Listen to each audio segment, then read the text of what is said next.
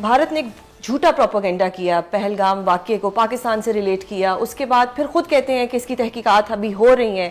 اگر آپ کی تحقیقات ہو رہی ہیں تو پھر آپ نے پاکستان پہ اٹیک بھی کر دیا. بٹ اس سارے سینیریو میں جو بیسٹ چیز تھی وہ یہ ہوئی کہ ایک تو ان کا جھوٹا میڈیا ایکسپوز ہو کے رہ گیا. سیکنڈلی یہ کہ پاکستان نے جس طرح سے ان کو جواب دیا اس کی جتنی تعریف کی جائے کم ہے. لیکن ابھی بھی ان کا جو غرور ہے وہ نیچے نہیں آ رہا. یہ ابھی بھی یہ امپریشن دے رہے ہیں کہ ابھی تو ہم نے ٹریلر دیا ہے. ان کے جو ہیں راجناتھ سنگھ وہ فرماتے ہیں کہ جی آپریشن سندور کا تو ابھی ہم نے ٹریلر دیا ہے، ان کو پوری فلم دکھائیں گے. رافیل ان کا ہم نے تباہ کر دیا، سارا ڈیفنس سسٹم ہم نے تباہ کر دیا. تو یہ اتنا غرور کس چیز کا ہے ان کو؟ دیکھیے، ہندوستان نے جو پہلگام کا واقعہ تھا اس کو استعمال کیا اپنی اندرونی سیاست کے لیے، اور اس میں انہوں نے یہ سمجھا کہ اگر ہم پاکستان کے خلاف کوئی کارروائی کریں گے اور اس کو ہمیں ایک سیاسی فائدہ مل جائے گا. 2019 میں یہی چیز ہوئی تھی، آج سے 6 سال پہلے.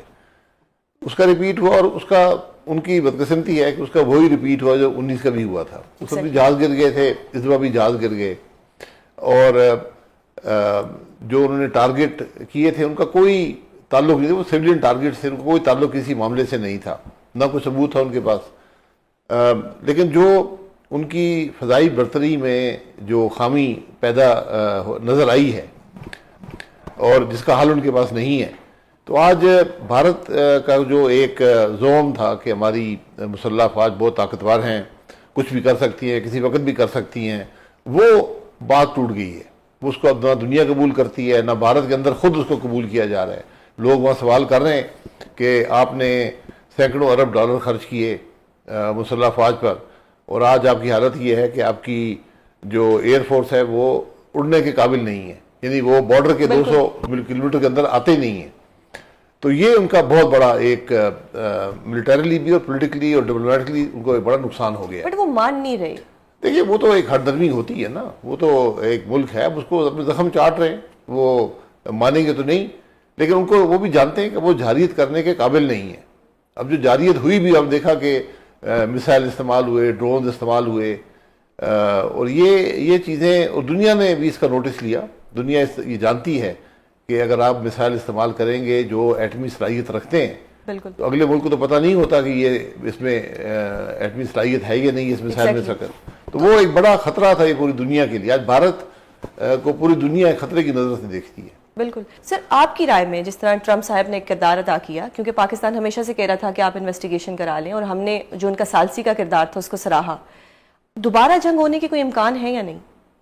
نہیں، دیکھیں، جنگ جو ابھی بھی ہوا ہے اس میں نہ بارڈر انہوں نے پار کیا نہ ہم نے پار کیا. ایک دوسرے پر ہم نے حملہ ضرور ہوئے، لیکن ہم نے جو زمینی جنگ سے بھی گریز کیا، اور فضائی جنگ بھی صرف اس حد تک رہی کہ ان کے جہاز بھی وہاں پر رہے، ہمارے جہاز بھی یہاں پر رہے.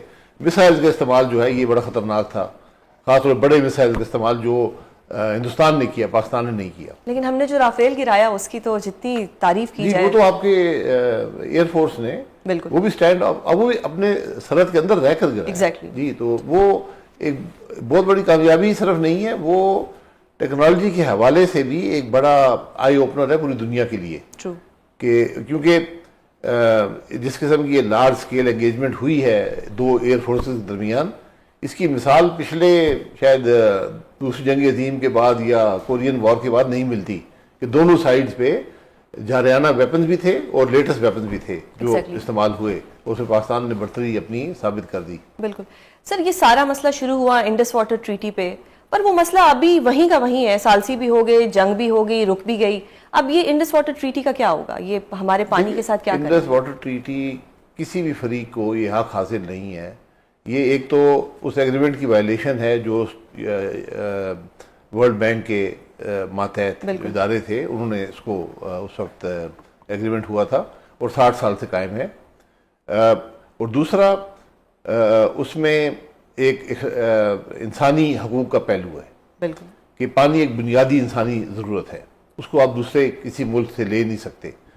تو ہندوستان اس حوالے سے بہت بدنام ہو رہا ہے پوری دنیا میں.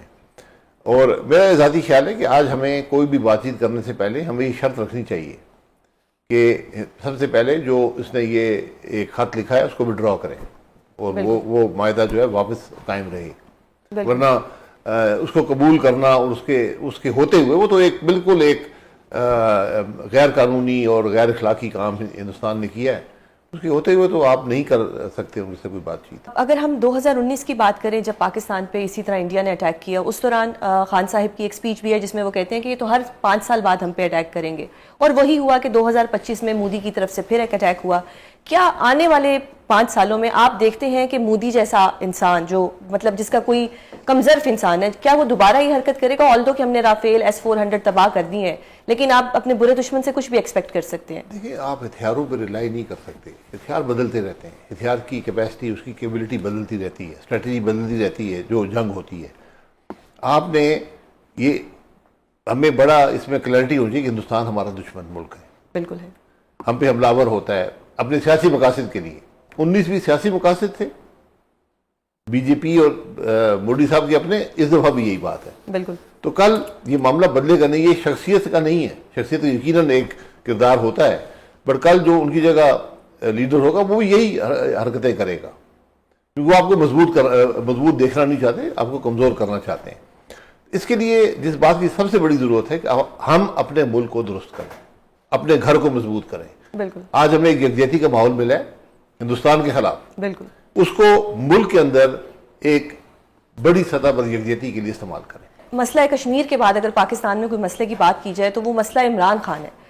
کیا عمران خان اگر باہر آ جاتے ہیں تو آپ کو لگتا ہے کہ سب ایک پیج پہ آ جائیں گے اور قوم جو ہے وہ متحد ہو جائے گی؟ دیکھیں عمران خان کو اگر آپ نے صحیح کنوکٹ کیا ہے تو جیل میں رکھیں. صحیح کریں. ایک سیاسی اگر آپ نے صحیح کنوکٹ کیا ہے، ماضی میں تو یہ معیار نہیں تھا نا، ہم نے ہمیشہ جب پولیٹیکل لیڈرز کو جیلوں میں ڈالا ہے، ان کو مقدمے بنائے، وہ سب جھوٹے ثابت ہوئے. Political victimization. تو اس لیے آج اگر بات ایک شخص کی نہیں ہے، ایک پولیٹیکل پارٹی ہے جو اقتدار میں رہی ہے. آج سے 4 سال پہلے عمران خان اس ملک کا وزیر اعظم تھا، ٹھیک ہے، اس کے آج اگر جب 19 میں معاملہ ہوا تو وہی آدمی وزیر اعظم تھا. تو انہوں نے جو کچھ کیا عوام کے سامنے ہے. آج سیاسی لیڈر کو آپ جیل میں ڈال کے ختم نہیں کر سکتے. سر ابھی جو گنڈا پور صاحب نے ایک پیرول کی اپیل کی خان صاحب کے لیے، آپ کو لگتا ہے کہ اس پٹیشن سے کچھ فائدہ ہوگا؟ خان صاحب کو پیرول پہ باہر آنے دیں گے یا یہ کوئی ویسٹ آف ٹائم ہے؟ نہیں، گنڈا پور صاحب تو پیرول کے لیے پٹیشن نہیں کر سکتے، قانونی طور پہ نہیں کرنا، جو مرضی کریں. پیرول جو قیدی ہوتا ہے وہ خود کرتا ہے کہ میرے یہ مخصوص حالات ہیں، مجھے پیرول چاہیے. حکومت اسے فیصلہ کرتی ہے، یا حکومت اپنے مقصد کے لیے، جس طرح اگر آپ نے APC کرنی تھی، وہ خود کہتی ہاں یہ لیں جی 3 دن کا پیرول ہے، آئیں آ کر میٹنگ میں بیٹھیں. وہ اس ذہنی اور قلبی وسعت کا ہم نے مظاہرہ نہیں کیا. بالکل. تو بہرحال ابھی بھی وقت ہے.